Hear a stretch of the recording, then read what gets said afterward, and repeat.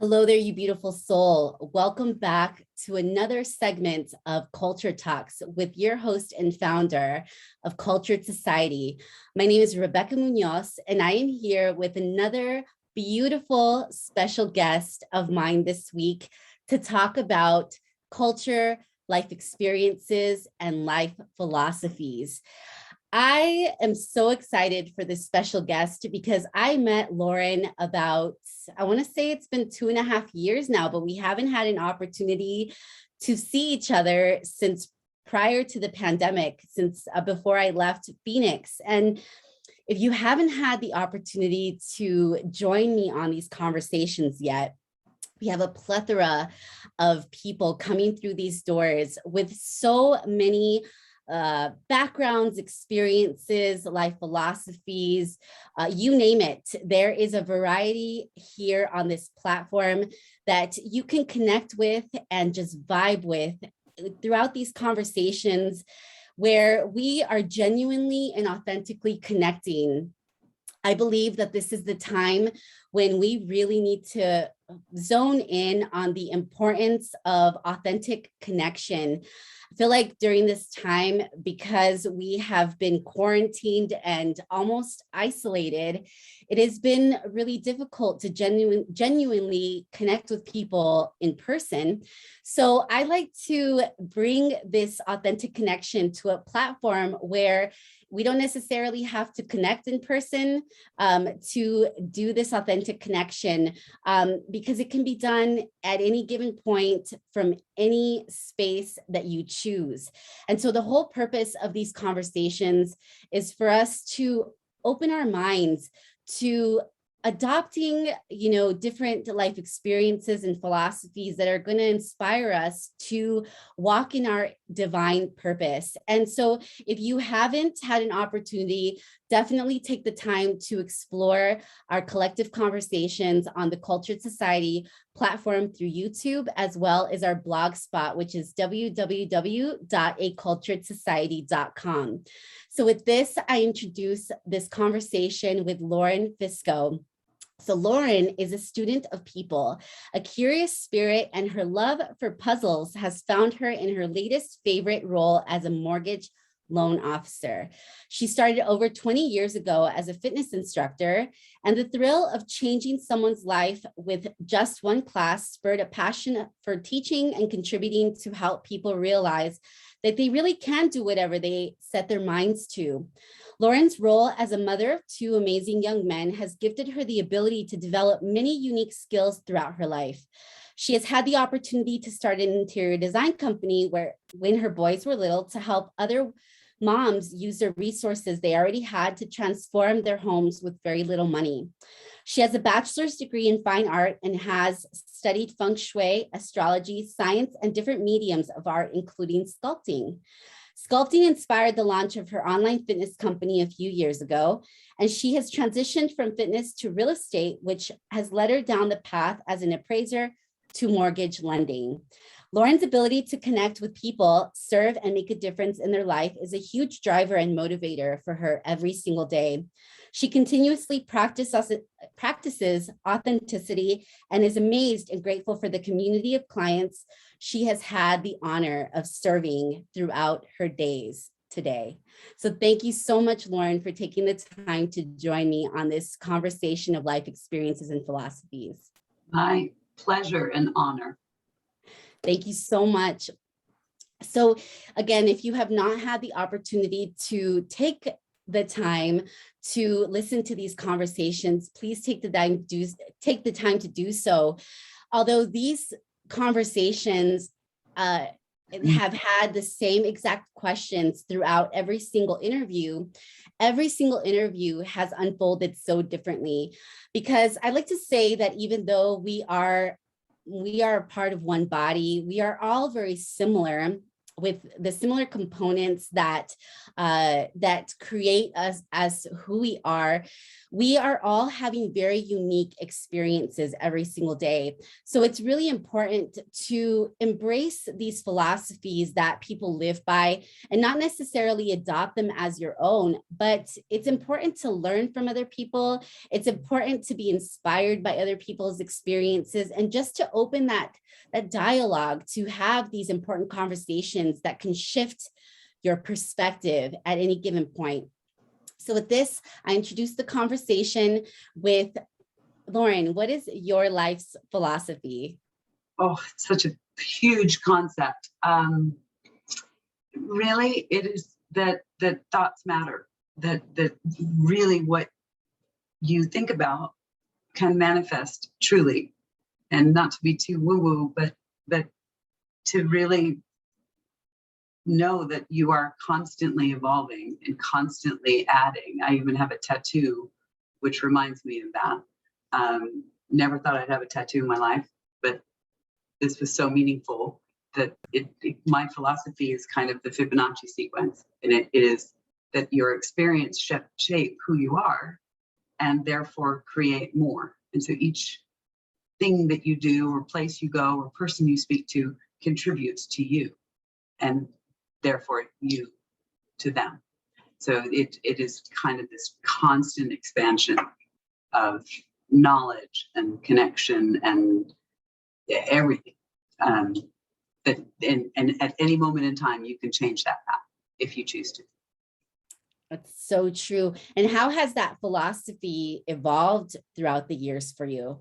Oof, when I was way younger, I don't think I knew that. I thought, here's what you do. I got married young, had two beautiful boys, was a mom, and then started to realize, well, my kids are in school and I've got time. That's where fitness kicked in. So I had some time to fill. It's hard for me to sit still.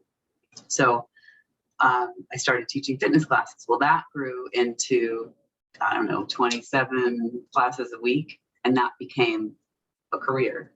And then that became Chisel, which was the online company. And so it just kept expanding into more and more and more. So I think the philosophy has changed as I've gotten older. I think I have realized that I have a lot more, what's the word? I have a lot more say in writing the script of my own experience. I didn't know that when I was younger. How old were you when that shifted for you, or when you started to develop that concept of it's constantly evolving? Probably, 35. Yeah.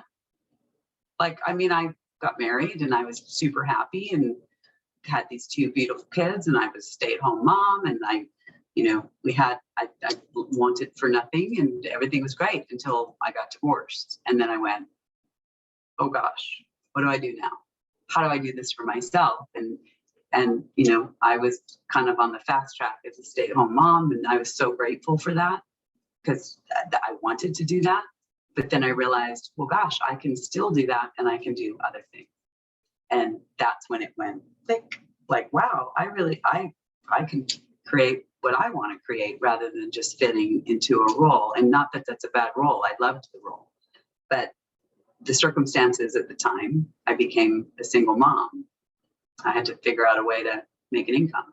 So I became a personal trainer that facilitated more fitness, and so I see in my head, I see these staircases, like the step leads to this, to this, to this, and it keeps going and you keep growing. Was fitness always something that you aspired to do prior to you getting into that? For sure. I was an athlete. So physical fitness was a big deal. I loved it. I loved it. In fact, even now, every morning, I find that if I work out, my focus, my mental focus is much better if I kind of get my energy out in the morning. But I like my whole life, I've been that way. Yeah, it's a big deal. So how has your upbringing and circle of influence impacted the way that you think and live your life today? How transparent do you want me to be? Very transparent. So I had a great childhood. I think everybody might say that, might not. However, there were some serious family repetitive patterns that I didn't really know existed until I got divorced. So I was looking at my own marriage going, what? Nobody gets married to get divorced. And I was convinced I would never get divorced. But I recognized that I was repeating familial patterns. And so I really had to stop and go, okay, wait, how much of this is mine? Am I doing? And how much of this is just the autopilot treadmill that's in my head of this is how you handle this situation, or this is what you do here, or that's what you do here. My family is awesome, but I grew up in the East Coast. I grew up in Boston. Half my family is Jewish, half is Catholic. So there's some pretty serious religious patterns that were instilled. I personally wasn't religious even then, but that was all around me. So there's a lot of shoulds. There's a lot of guilts. There's, a lot of this is what you do just because you do it. That's what we've always done. And after my marriage, I kind of questioned, well, why? Why, something comes to mind where a ham at Christmas, you always cut the end off of it. Why? Well, because your grandmother had a pan that was this big and you had to cut it off. And so for generations later, they always cut the end off, but nobody really knew why, even though now you have a pan that's this big. That kind of stuff, if that makes sense. It's just like, that's what you do. Well, but why? So the question of why is always, once I got divorced, I thought, why do I need to do that? Why does it have to be this way? And so digging into that really changed a lot of the family stuff. Mm-hmm. Yeah. So how did that transition you into the arena that you are in now, especially with the circle of influence that you currently have? Oof, great. That's a good question. So I'm 51, and like I said, I was a single mom trying to figure it out. Wanted to be present for my kids. Wanted to, I hadn't worked for a long time, so I didn't go to an office. I didn't have a time clock. I didn't have any of that, and I really didn't want to continue. I didn't want to do that. So the question in my head was, what's it going to take for me to either create my own business and work for myself, or work for someone in a capacity that I get to write my own time? So from there, it went to teaching. And even that was kind of, I had to be at this gym at 9 or that yoga studio at 10, or, running all over the valley, trying to get all these classes for an income. Then it transitioned to, well, what if I could create an online business where I could teach to masses, and my time would be online, mm-hmm. kind of recorded or videoed. And that's how you and I kind of really connected, which, yay. And that was awesome, and I loved it.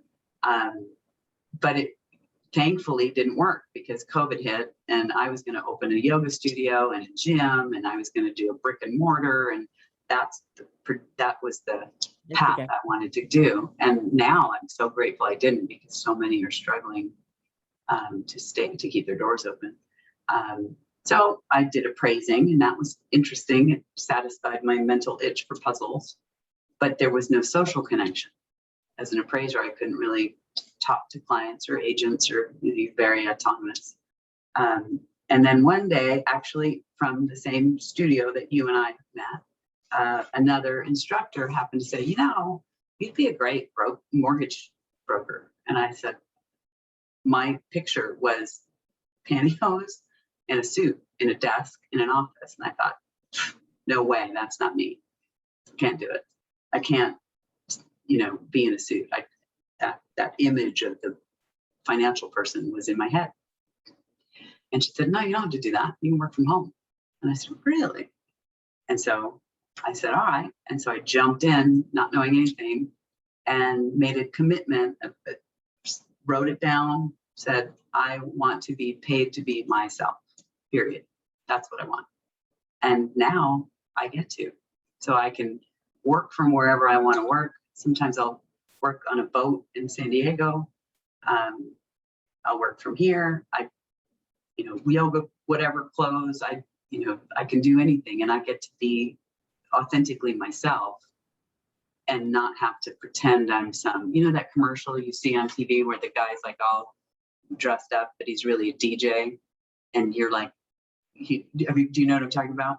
Uh-huh. Yeah, he's like some financial guy. Like, is that really a financial guy? I want to be the DJ financial guy. Because I just think, mortgage is not that hard. It's just like fitness. It's the same thing to me. It's your body and your money kind of are very sacred things to people. And you want to support it, protect it, and understand it. And so that was easy for me to transition to because of fitness. I can see, credit injuries, right? Income injuries, people getting divorced. How does that affect their finances, their real estate? No different than I got a shoulder injury or I got a knee injury. How do I lose 10 pounds with those barriers? And so when I was in fitness, that's what I would do is figure out how they could get there. I do the same thing with mortgage. Exactly. And how was that transition for you from fitness to mortgage? Was it an easy transition having that perception that you had through the transitions that you had even throughout your life? Because it seems as though you've held many roles in different industries, correct? Yeah, I have. I think that the common thread is the puzzle. So in my head, they're all puzzles. So how do I create an online company? Puzzle. How do I get this person to lose 10 pounds with a minuscule tear? How do I get a VA buyer that, has mortgage rates, the house that they need for their family? So it was, what's it going to take? It's kind of that mantra of my head going, what's it going to take to make this happen? And to me, it's a puzzle. And like a Rubik's Cube, that's kind of always in my head. I'm like, okay, so if I turn this, that happens. But what if I did that? Then this happens. And that's all it is. So fitness and mortgage or finances, they're the same. They're exactly the same. It's like fit it to make it work for the person, not here's a budget that everybody needs to adhere to, because it doesn't work for everybody. Mm-hmm. In the same way, here's a diet that everybody needs to adhere to. It doesn't work that way, right? So personally, I don't eat dairy. I don't stay away from it. Many people say, oh, I can't give up cheese. Well, you don't have to. You just have to swap it. You got to just figure out what is it going to take for you to get here, right? So to me, it's the same. Absolutely. And the reason why I ask about the circle of influence, because I truly believe that we are the sum of the 5 people that we spend the most time with, right? So if you spend your time with 5 broke people, you're going to become the 6th broke person. If you spend your time with 5, very wealthy people, you're going to probably be the 6th wealthiest person, correct? So how has that, because you had also talked about, or we have talked about limiting beliefs and these limitations oftentimes that society has placed on us. So do you believe that your circle of influence has helped you adjust those belief systems that you have had in the past? Gosh, I don't know I'm not sure I know how to answer that. Yes. Do you mean the circle of influence upon me, or the one that I have effect upon? Well, a little bit of both, because I believe that we cannot change the people around us, right? But we can choose to change the people that we surround ourselves with. So we're always exchanging energy with people, but we don't necessarily have to allow people to infiltrate our belief systems. Oftentimes it does happen naturally. So how do you believe that the circle of influence, now that you have chosen to surround yourself with, has impacted the way that you, or has changed the trajectory of your life? Oh, hugely.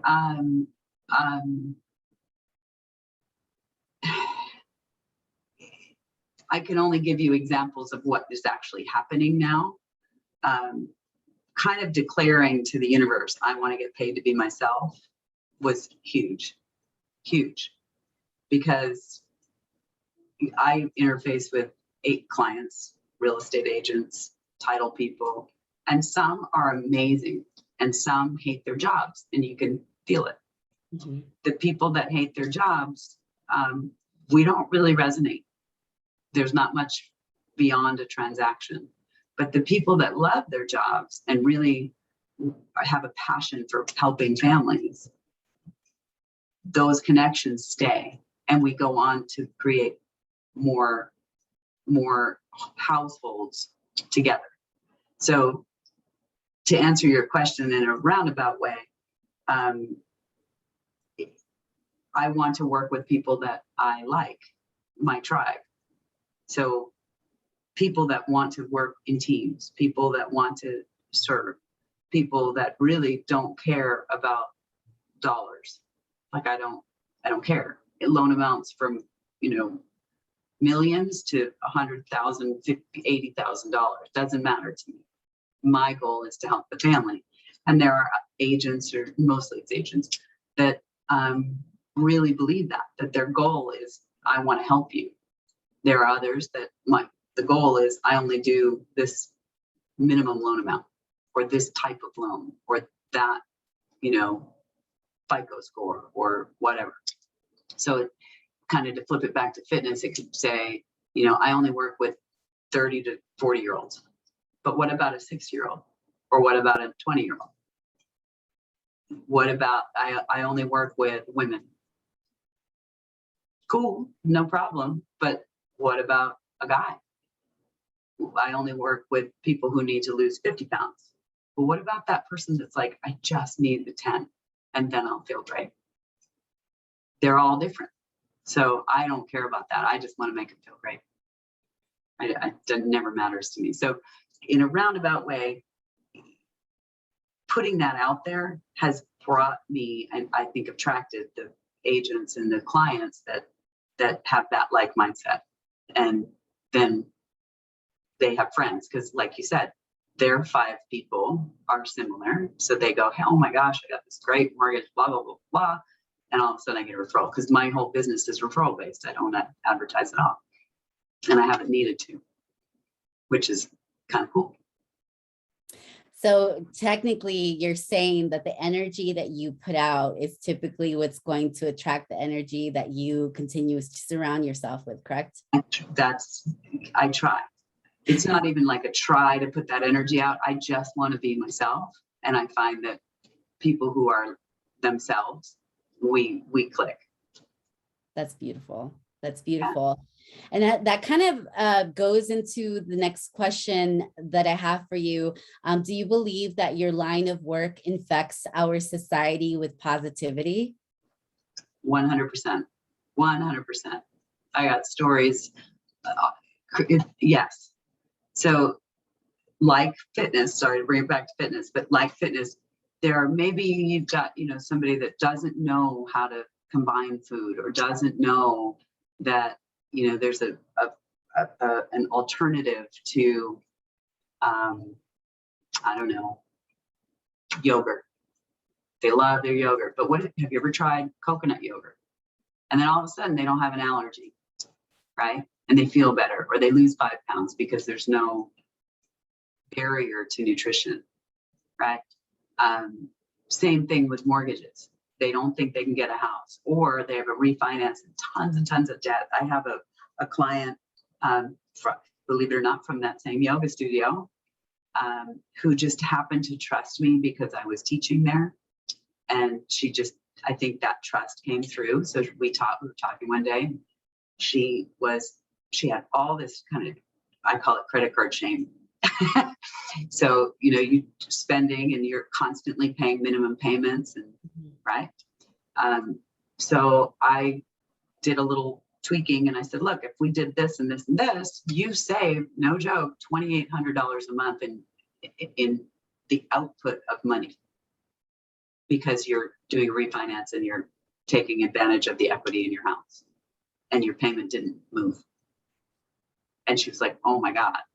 And she actually sent me an email and said, I just took my family on a vacation because I made her cut her credit cards and paid all cash. We have no debt, and my credit score is over 800. And I've never thought in a million years I could do that. It's huge. So yes, I do. I think that your physical body, your health, and your financial state has a massive impact on your mental state. Both of them. 100%. 100%. Right. And those are usually the two areas that people tend to struggle with the most, especially now in the time that we're living in. Right.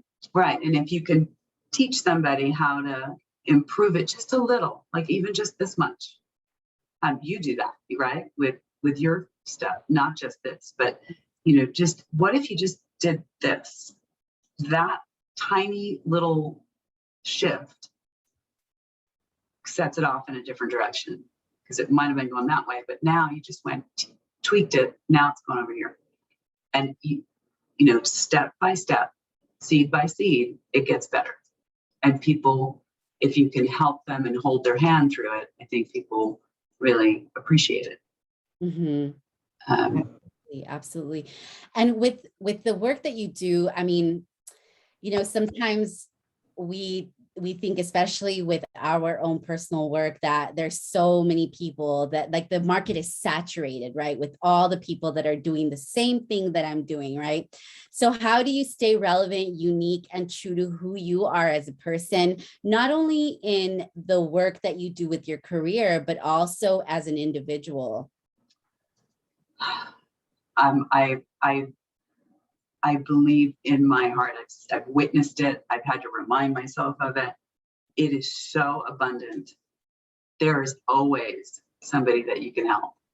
So, sure, I'm in a competitive industry. I compete against online bankers or big box banks, like, Facebook ads. That's my competition, if you will. If I don't get them all, that's okay. In fact, I don't want them all, because I'd be pulling my hair out. I just want the ones that I resonate with. And so I'm good. Somebody, I hate to bring it always back to mortgage, but somebody rate shops me, which happens a lot, no problem.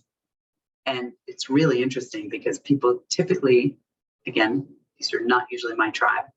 If they're going to do that, I give them my best effort and say, if that doesn't work out, then I'm right here. I'll help anytime. And I would say about 7 out of 10 times they come back, because they went somewhere else thinking something, I want the best deal, whatever, and realize, what, for $4, I'd rather have somebody hold my hand. Mm-hmm. Right. I'd rather know that I'm cared about, that somebody gives a crap, gives a shit. Can I say shit? Yeah.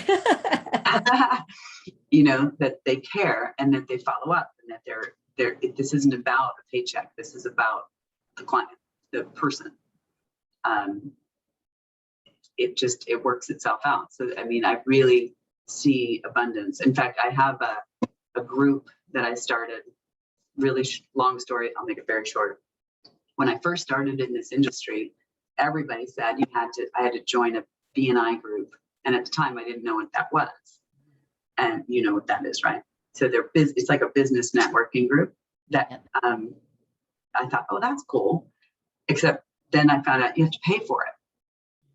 And then I found out you have to give the referrals to the other people in the group. And I thought, why would I ever do that? I don't know them. If I had a best friend, I'm not sure I'd call somebody I don't know and go, oh yeah, go to him, because you have to. And not to say BNI groups are bad. They're awesome. Please, they're awesome, but they're not me. Mm-hmm. So I said, well, screw that. I'm going to create my own group. So I have a group called Cool Kids, and it started with 2 agents, and now it's like probably 45. And it's just about, hey, I just want to get to know you, whether we talk business or not, at this whatever happy hour or lunch or some function that we throw.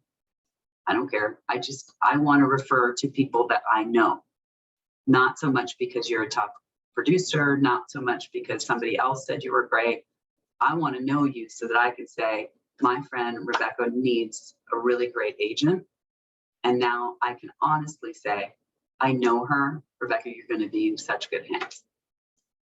And that's what I started, because I was like, why would I ever refer to someone I don't know? It just didn't make any sense to me. So through that, I've kind of attracted a whole bunch of really cool people in this industry that are service oriented. Mm-hmm. And this is what we're here to do. We're here to serve. And it is, I actually did BNI for a year. Yeah.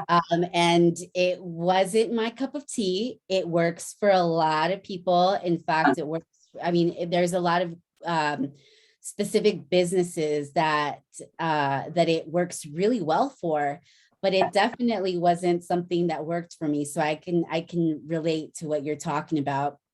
Now, do you believe that the work that you do every day is aligned with your calling and higher purpose? Yeah, I totally. So I'm a teacher, I'm a healer, I'm a helper. So I get to do that, whether it's fitness or mortgage. I get to teach, I get to educate. When I don't even think they're doing it now, but when we were growing up, I was never even taught how to balance a checkbook in school, right? How do you do that? Still don't. Right. That's one of the most important, budgeting. Nobody teaches that. What is APR? Does anybody really know what that is? I know what it is, but most people, well, the APR is this. But then I'll ask them, do you know what that means? Well, not really, but it's not a way to compare. And then I'll explain to them what it actually means. How to manage debt. So it's not debt, it's actually leverage. That kind of stuff. Nobody teaches that. So yes, I think it is absolutely in my wheelhouse to be able to help people figure out the puzzle.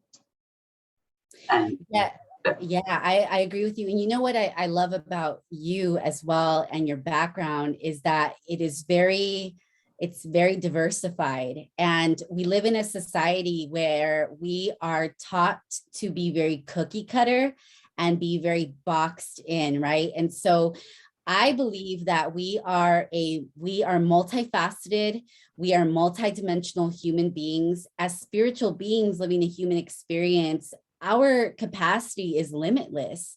We don't have a limit to what we can accomplish in this world. And one of the major reasons why I was so inspired to have these conversations is because throughout my life, I have met so many different types of people, and even through my own experiences, because I have a plethora of experiences that are not the same, right? I'm not the person that stayed in the same job for, 20, 30 years. I've worked in so many different industries with so many different experiences. And so it's really important for us to recognize that we have the capacity to do that. And as women, we have the capacity to lead in the arenas of multi-dimensional experiences.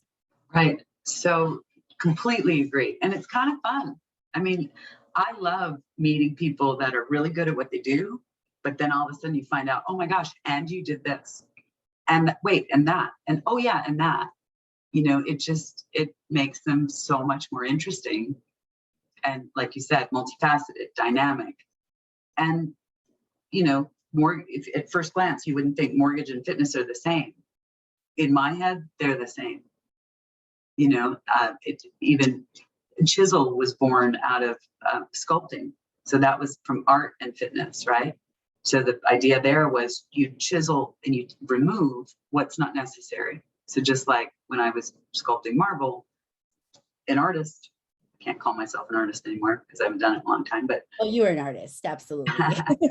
you see the image inside the stone, and your job as an artist is to remove what's not necessary to bring it out. And so that fitness company was, look, you're perfect. Let's just take away what you don't need. Maybe it's dairy. Maybe it's stress. Maybe it's debt. Maybe it's whatever that's preventing you from really being able to be who you are. And that was the basis of chisel. Fast forward to now, let's take away debt. Let's take away fear of mortgage. Let's take away, barriers to home ownership. Let's take away the fact that you got to pay frickin' rent. And at least in Phoenix, it's astronomical. It's crazy how expensive it is to rent. And a lot of people don't know that they could buy a house. They're just don't know. So I think it's all, for me at least, it's all connected into that teaching, healing, Absolutely. Well, it's really important for us to understand that we are holistic beings. We are a mind, body, and spiritual connection, and we are a constant evolution. And through that evolution and through the lifestyle that we live as holistic beings, we technically embody so many different arenas in our life, right? And financial wellness is something that I had to learn the hard way. I had to fall on my face multiple times, get in massive amounts of debt, and learn about financial literacy through my mistakes and Right. all the risk-taking that I took. But I realized that financial wellness is just, in fact, if not equally important as your mental and physical and spiritual wellness, because it's what we do every day. We use our money. And money's not, it's not everything, right? It's not the buyer of happiness. However, when you have the financial resources, you're able to circulate more efficiently and more effectively, and you're able to do a lot more, including serving more, which is what we were brought here to do. And so it's really important for us to understand that that arena is so important for us to understand more than ever before now, especially. Yeah. Huge. I could not agree more. As a yoga teacher, the inhale, the exhale, right? Money is the same. It has to come in and it has to go out. Because if you bring it in and you stop it, it gets stuck. Stops the flow. Mm-hmm. That's where debt comes in. Mm-hmm. And if I look at clients or anybody that are really in a pinch, it's because they were so petrified that they hung on to it, but there's no flow. So it's a currency and it's an exchange, just like energy. So it comes in, it goes out like a tide, like a breath. And so, what the cliche, you got to spend money to make money. That's true. You got to invest in your education to get better. That's true. So you pay this to get this. And then it's a continuous flow of out and in. So you pay your bills, you save a little, you pay your bills, you save a little. And each step gets it bigger and bigger and bigger and bigger. It's when people go, oh, I can't pay that bill because I'm not going to have enough for that. Well, you just stop the flow. Now you have late. Now you're in trouble. Now it begets and begets and begets. And that gets bigger. So it's completely that yoga thing where it's gotta go free. It has to be allowed to move in and move out. So money isn't everything at all.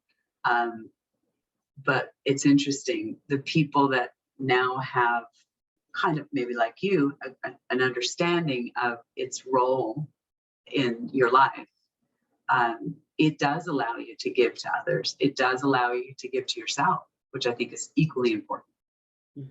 That's not a bad thing. And I was listening to a podcast the other day, and somebody gave a definition. I'm going to butcher it, but a definition of success.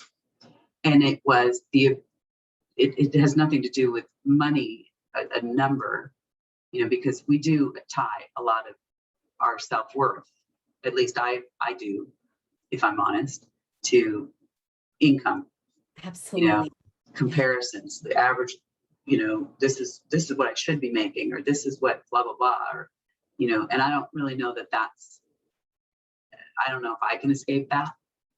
In my industry, there's rankings, there's, somebody said they closed X amount of loans. You kind of in your head have a little ballpark of what they make, and it's hard not to think about that. Sure. I don't really care about that number so much.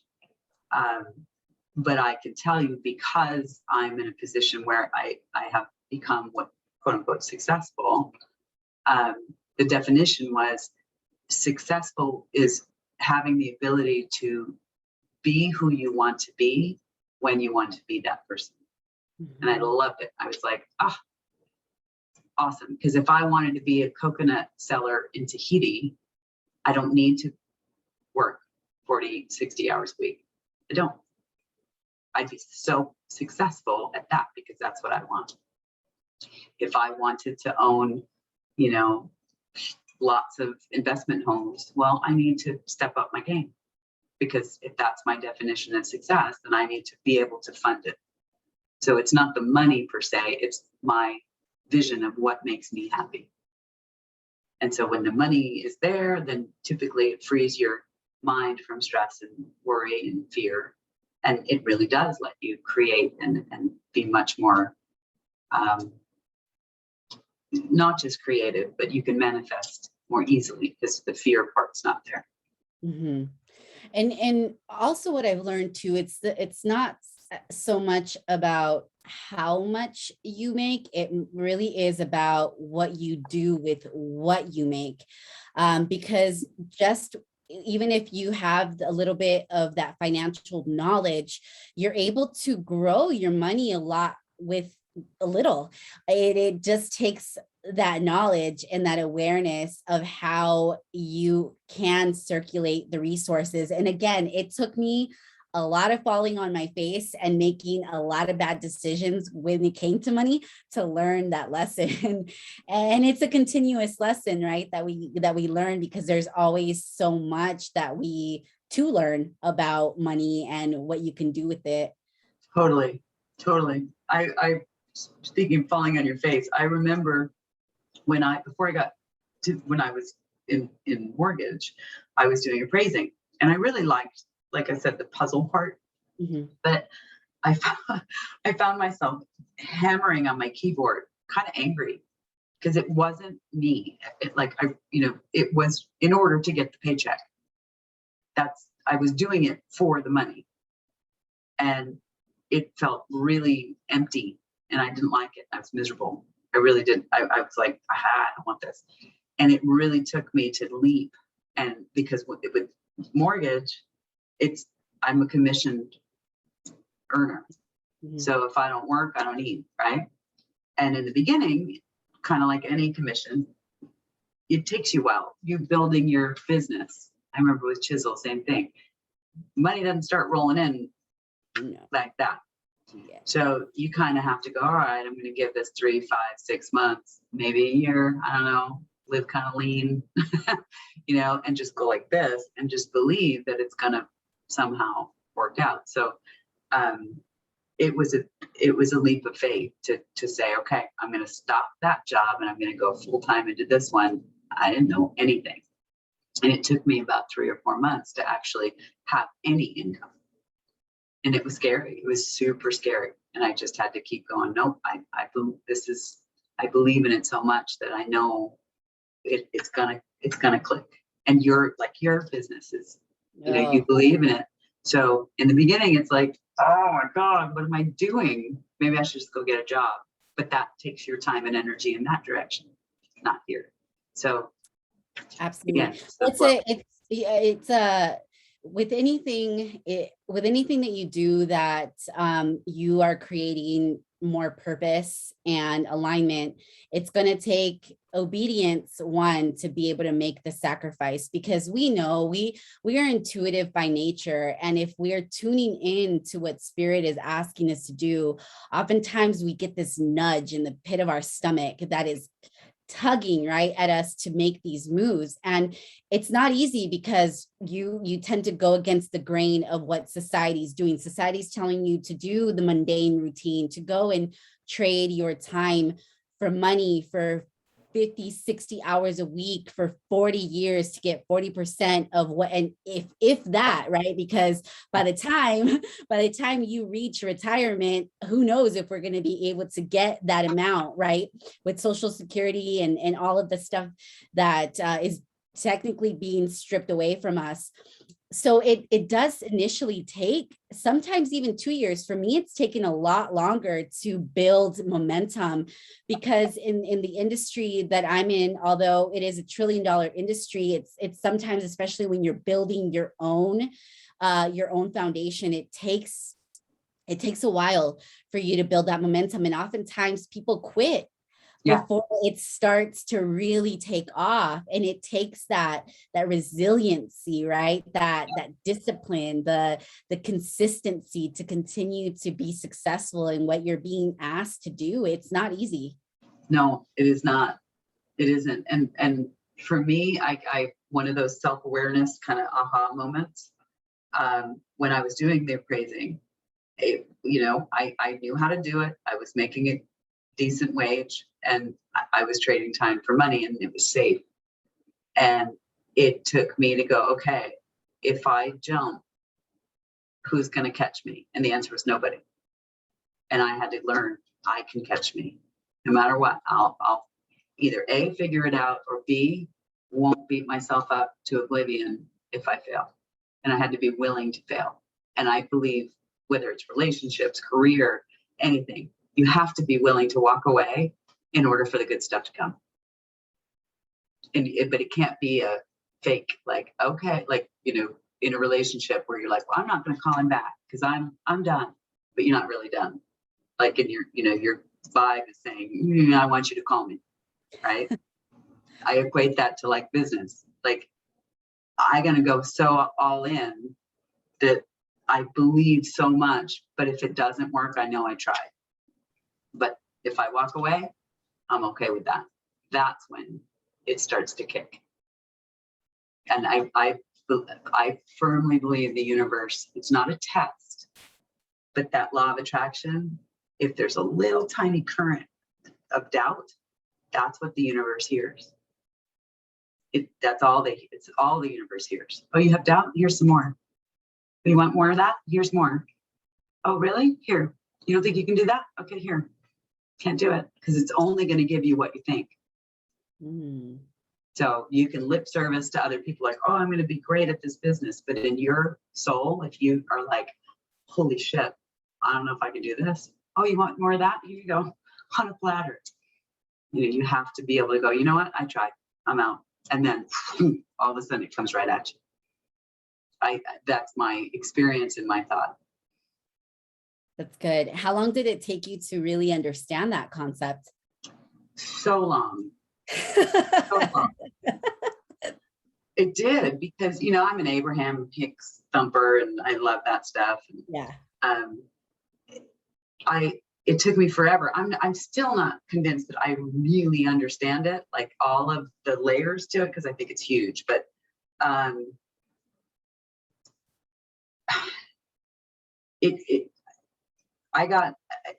thankfully, I think I got past the point of going, well, if I am the creator of my universe, right? And this bad thing happened, what did I do to create that? That could send you or someone, or it did me a while ago, into kind of a negative, like, oh, shoot, what did I do? I did something wrong. But when I could chip away and go, why? What does that mean to me? What does that mean for them?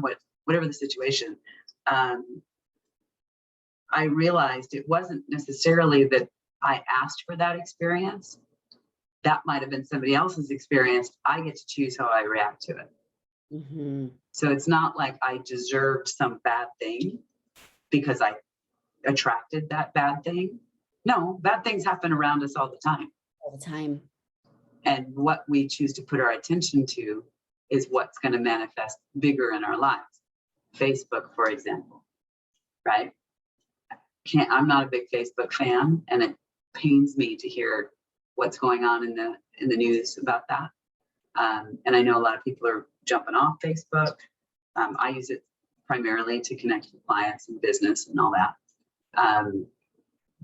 But I don't feel the need to jump off of it. I just choose not to engage in the bullshit. Mm-hmm. Right? I mean, I'm right there with you, Lauren. It's so funny because I actually have for many years used my social media platforms as an inspiration board.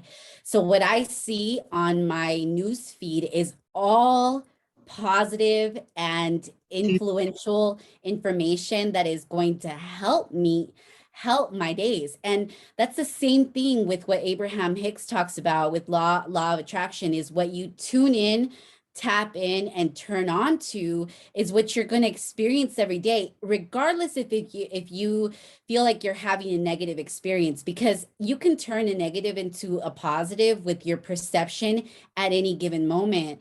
And that's the key. Like, that's the key to really switching your experience to something that you can learn from and that you can react less to, and understand that experience that you're having is just information for you to maybe do something different, or for you to react in a way that is going to help you that next experience to have a better experience with what you're experiencing. and it's really funny because I understand it now. Like I said, it took me forever. Yeah. It's very difficult to explain that to somebody because most people are like, wait, so that car accident that I just saw wasn't placed in my experience? No, not really. It was there. You just put your attention on it. Yes. Right? It's, I mean, sadness is all around. Totally. But what do you look at the sadness, or do you look at the possibility of change? Which one are you more focused on? Goes back to sculpting. Are you looking at negative space or positive space? Absolutely. Oh my gosh, I'm so glad you said that, because even with what's happening right now with this whole world pandemic, right?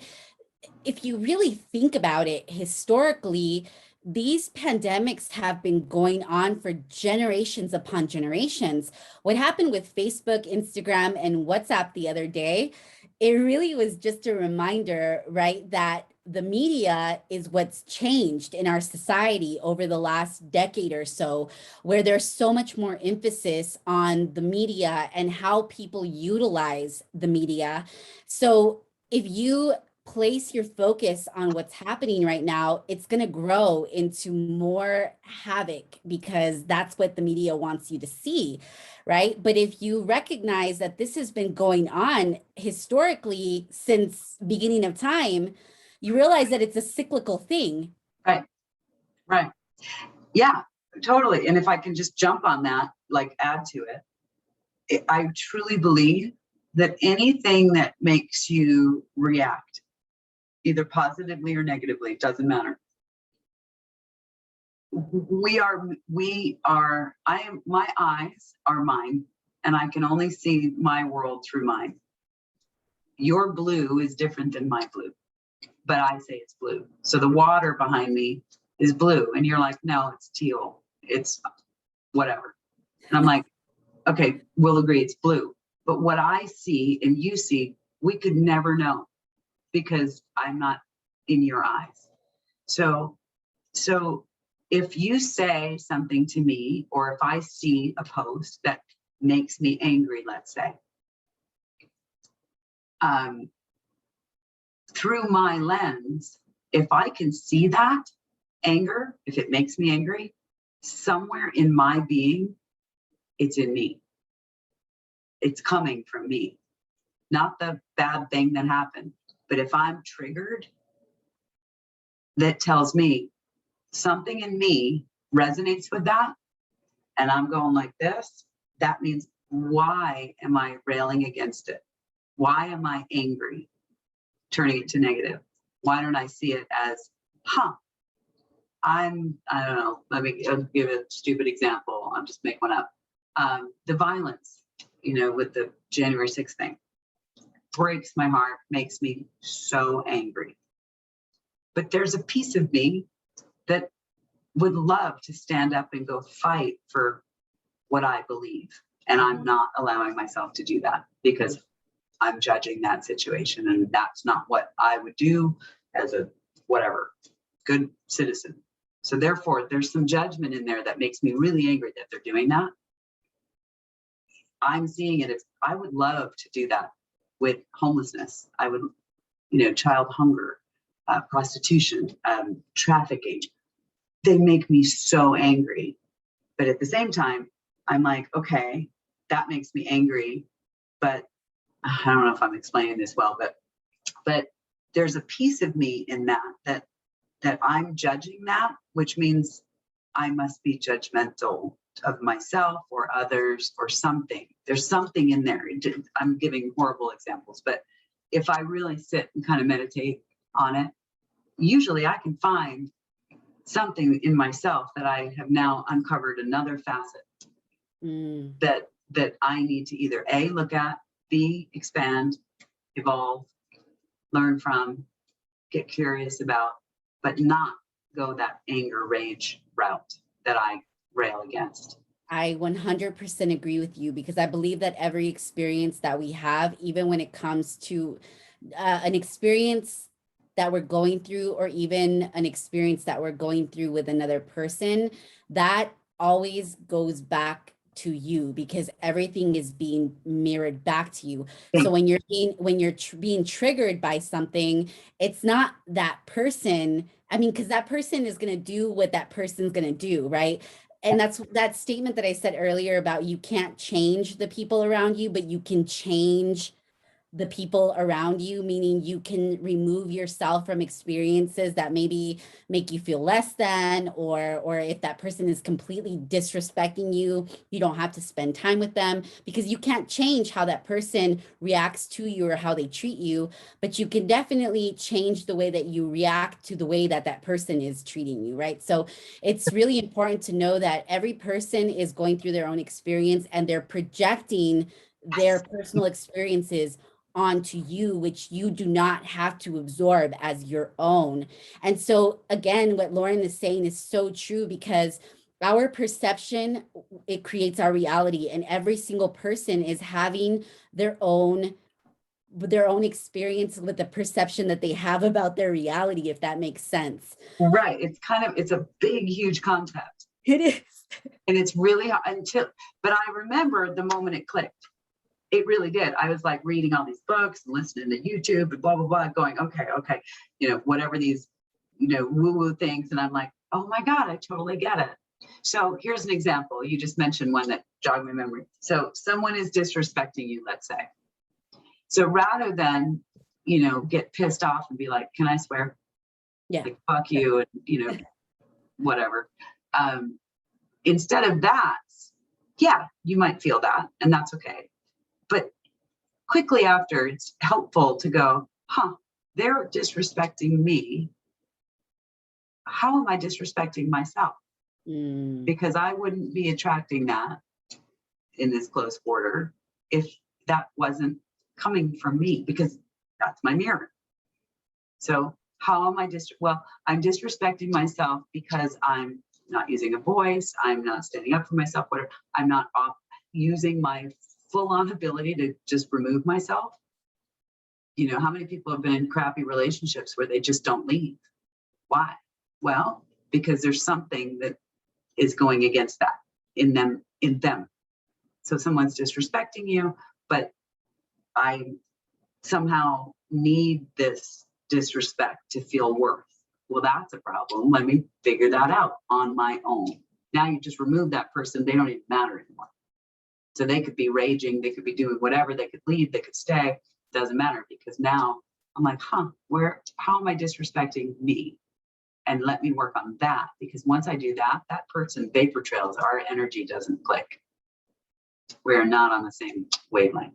Mm. And they, if you're vibrating at a certain level, you don't have friends that are vibrating either down here or up here. You don't. But if, like you said, the circle, you want to vibrate up here, you got to go hang with those people. You got to be in their sphere. You want to go down here? Cool. You're going to go down here. I always think of it as an elevator. What you see on the 10th floor from the elevator is this. If there's a person struggling, and this is codependency has always been a thing in my life. Somebody was struggling on the 2nd floor. Well, I'd go down there to go help them. But guess what?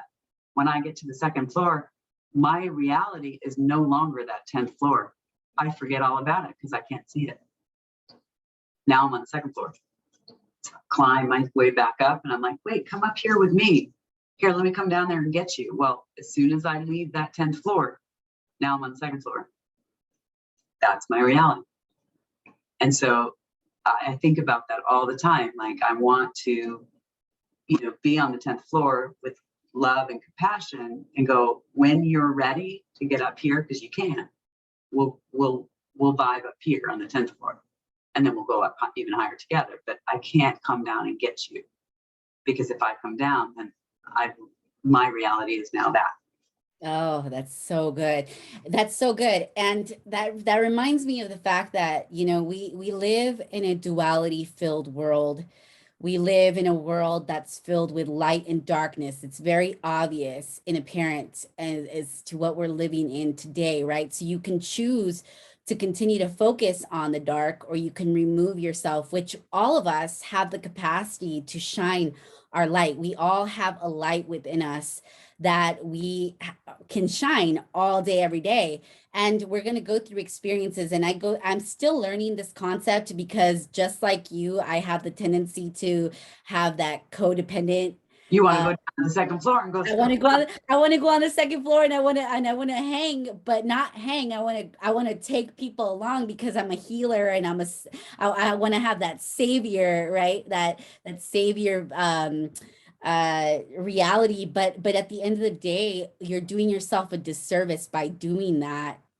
And I've done that. I've had to learn that the hard way, and I'm still learning that the hard way as I go through even growing my business, because it's not easy, especially when you have that ability to be compassionate and empathetic. Yeah. You end up on the 2nd floor. You want to jump at the second floor, and sometimes you have the tendency to stay there for a little bit longer than you should. Well, even I find, for me, 10th floor looks like this. That's my reality. When I go down to the 2nd floor, I completely forget that there isn't a different reality on the 10th floor. Now that's my reality. That's the problem for me, is that I go, from the 2nd floor, I can't see that. And that's why they're down here, because they can't see it either. So if I go down there to go get them, shit, we're stuck on the 2nd floor together. But if I just go sending lifelines, but I'm not going to get you, you can do this. You can do this on your own, which is really the only way somebody would ever get it. You have to do it on your own. Nobody can say, here's the roadmap. It doesn't work. Well, you can give someone the roadmap, but it's really important for that person to get on the road and maneuver through the roadmap, right? And I've had to learn this through my own experiences, because let me tell you, I went through some pretty dark paths to get to where I am now, but I wouldn't understand these concepts or continuously, I just know that we're a never-ending student, and because we're a constant evolution, these are experiences and lessons that we're going to continuously learn, right? As we get to the 10th level, I want to get to the 11th and the 12th and 13th, but you have to go through those steps in order for you to get there. You can't wait on anybody to do it for you. You have to do the work on your own. Exactly. So you're on 10, right? And maybe you just have a shitty day. Happens all the time. Now you're back down to 7, not at 2, but maybe you're at 7. that's not so far away. You kind of remember, oh shit, yeah, I got to do this to get back to 10. Cool. You recover a little bit better. You kind of go, oh man. And so the more awareness of yourself that you have, the more the ability to go, what's my part in that? What is this situation trying to teach me? What do I need to learn from this? I had a stupid example, but last week it was crazy week at work, month end, nuts, huge month, lots of clients. My processor and my assistant both took 2 days off. So that meant Thursday, Friday, I'm on my own. And I don't do their job well at all. And it's like, without them, I don't know what I would do. 2 days. And I'm doing their work. And I'm like, shit, their work's hard. Like hard. And I'm like, oh gosh. And I realized, I'm like, I'm so glad that you guys went on vacation because it showed me the bottlenecks. Now I can fix them. Or I could have been like, oh my God, you jerks. I can't believe you left me with this mess. All these closings and da-da-da-da. And I was very aware that I was like, I want to see how I can turn this into my advantage. And now we have a whole new system that everybody's stoked about. So it's much easier. Well, it's that growth. Yes, absolutely. And I think it's important, especially as a leader and as a business owner, to understand the different arenas of your business and to know how they function so that you're able to so that you're able to streamline them, but it doesn't necessarily mean that you have to do that role. I know how to do a lot of different roles. Doesn't mean that I want to do them, right? But it's important for me to understand how they work so that the components and the pieces can come together. And even when you're working, especially working as a team, to be able to understand people's roles, to be able to be empathetic and to be able to know like, okay, I've been in this person's shoes. I know what it takes, right? Yeah. And let's just simplify it, or let's just work together to make it better so that we can all just have more ease in this process. Right. Totally. Or the personalities, that's a big thing for me. So I have a processor. Our brains completely don't work the same way. And that used to be kind of a, like a point of contention until we both said, I need your brain, I need your brain. Let's put them together constructively. And it made it 100 times better. But again, it's that, what are you looking at? Are you looking at the shit? Or are you looking at the goal? Yes. What's your focus? So good. That's so good. And these are such great lessons to and experiences to have underneath your belt, right? Like the more experiences, the more dynamics that you understand, the better your life will be. Yeah, it's different. It's definitely different. It's not always fun, but the shame hat doesn't come on as much. Mm-hmm. Right? Like oh man, I totally screwed that up. I'm a screw up thing doesn't happen as much because you're like, oh wait, that contrast, if you're a Hicks chick, contrast showed me something. Yes. Not always a bad thing. Kind of want to be shown. Universe went, you want some contrast? Here you go. What are you gonna do with that? You asked for it, so here. Yes. Maybe that makes you pivot to something better. Mm-hmm. Absolutely. Okay. You're so right. So, what practices would you say that you implement into your daily life to stay grounded and divinely connected to yourself through these processes that you go through every day? I'm an ADD girl, big time. Didn't realize it till later in life. But weirdly kind of dealt with it the same way then as I do now. I exercise first thing in the morning. If I go get my yayas out running or working out, my focus is so much better. I am so much more grounded. And personally, I prefer to do like something outside. So being in nature, clouds, trees, pretty powerful. Stars, moon, very into that.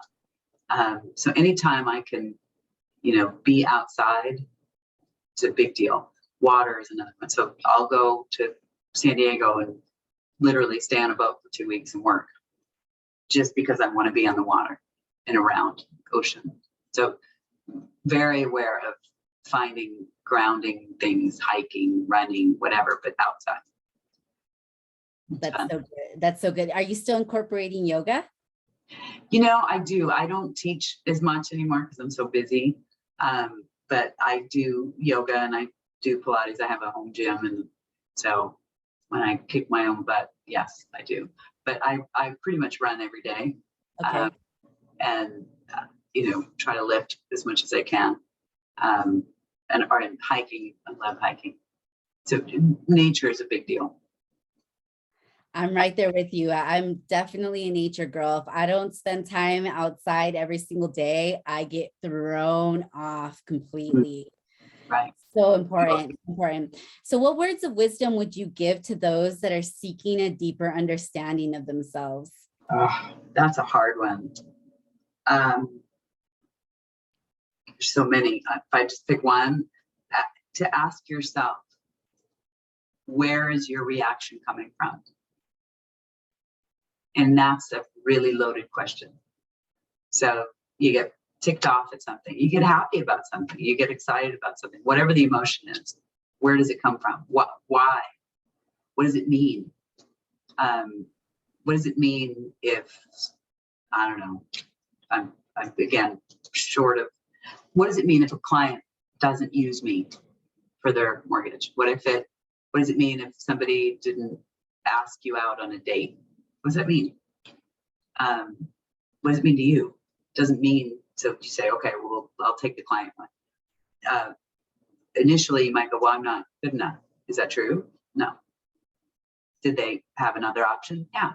Was it better for them? Okay, yeah. Then that has nothing to do with me. So to ask the questions and be curious of your own reactions, I think makes a huge difference in your mental state. Mm. Right. I mean, to understand that reaction might be programmed and that you can take charge of that. That's so good. Did it help you to understand these concepts, even having children, male children of your own? Yes, actually, interestingly enough, one of them is getting married in a few months. And yeah, totally. I mean, but I didn't get this stuff until, like I said, I'm 51. So 35, I get divorced and had a relationship that really was difficult, but, probably the most loving of my life, but at the same time, the most horrific, that crazy high low. Some people have those, like learning more often than not. Most people do, at least one. That spurred, like, why is this happening? Why, as a codependent, why can't I fix it? Right? Well, now I know why I can't fix it, because it's not mine to fix. So that was really hard. So yes, now it makes a difference with my kids. I wish I knew it before. I would have been a better mom, I think. Well, I believe that everything and every experience that we have and the learnings that we experience throughout our lifetime are divinely orchestrated and exactly on time when we're ready to accept it, ready to really understand it. And, sometimes I feel very fortunate because some people don't learn these lessons in a lifetime. Ever. Right. They have to come back. Yeah, they have to come back for the second time to be able to learn that. So to be able to learn these concepts, to have a deeper understanding of yourself during this time when people, I believe that this world pandemic happened for that reason, because each and every one of us needs to have a deep self-awareness. When you have self-awareness, when you have a deeper understanding of humanity as a whole, you recognize that everything that people do has nothing to do with you. Therefore, you take nothing personal and you literally just do you, but you do it in a way where you are projecting positivity into this world and not adding to the negativity that is being thrown at you every single day. Because when, and not, I'm saying, not saying that for myself, I'm not 100% healed. I don't think that anybody is, because as you go through your evolution as a human, we're uncovering, we're like an onion. We have layers upon layers of ourselves. And our only job on this planet is to serve one and to remember who we are before we came into this human experience. And through that learning process in our human evolution, we're constantly uncovering, especially if you recognize that we're never ending students. So the healing process will never stop. It will never stop. But when you develop that awareness within yourself, you know that the way that people treat you is really just a reflection of how they feel about themselves. So people are shitty people to you. That means that they don't really have it really has nothing to do with you. It has everything to do with them. And you develop your empathy muscle when you recognize that. Yes. And your boundaries get a little more shored up when you realize it. So you still get to create your reality, even if this is going on over here. I totally could not agree more. Absolutely. Oh my gosh, Lauren, this was so good. Do you have any finishing statements that you'd like to add before we end this call? Oh, just that good for you. Kudos to you. I'd love to watch your evolution and how you've grown. And I'm, again, when you reached out and said, hey, I'm like, oh my gosh, I get to be on. Yay. Oh man, this was such, so me and Lauren had an opportunity to meet when I was living in North Scottsdale. I lived in Arizona for 5 years. And through my journey in Arizona, I had an opportunity to meet so many amazing people. Lauren was one of them. And I remember I was working part-time at this yoga studio in North Scottsdale. And she walks in. I actually took one of her classes and I fell in love with her the day that I took her class. We always had an opportunity the times that I did, have an opportunity to interact with her, it was always so positive. Always learned so much from her and always so inspired by such the badass person that she is. I couldn't even believe that she was her age. An old part, I know. Well, she definitely has, proved that whenever you take care of yourself at a deeper level, at a soul level, you have the opportunity to age backwards and live life to the fullest. And there is no limit to what you can achieve when you have a desire to be great. No, and you can reinvent. You can wear many hats. You can. Yeah, wear whatever hat you want. And I believe we have an advantage as women because we naturally have that intuitive ability. And because we have such a deep understanding and a nurturing ability, we have more of the capacity to impact at a grander scale because we have been able to activate all sides of our brain. We are more emotionally in tune. We have that emotional intelligence that a lot of men do not possess.